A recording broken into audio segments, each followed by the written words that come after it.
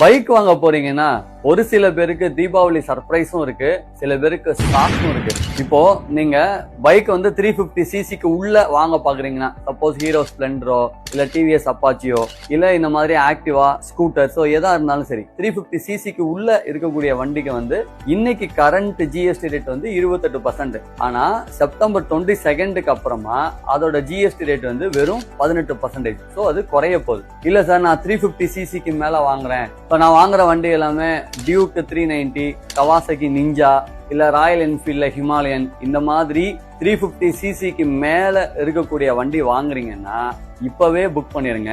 ஏன்னா 22க்கு அப்புறமா GST rate உங்களுக்கு 40% ஆக போகுது. சோ இந்த 350 சிசி மேல எந்த வண்டி வேணாலும் அந்த வண்டி கண்டிப்பா நீங்க இன்னைக்கு டேட்ல புக் பண்ணீங்கன்னா உங்களுக்கு 40% ஜிஎஸ்டி அட்ராக்ட் ஆகாம இருக்கும். சார், நான் ராயல் என்ஃபீல்டு 350 புக் பண்றேன், அது என்ன ரேட் வரும் அப்படின்னு நிறைய பேர் டவுட் வரும். இந்த ராயல் என்ஃபீல்டு 350 வந்து பாத்தீங்கன்னா 349 சிசிங்கிறதுனால அதுக்கும் 18% தான் வரும்.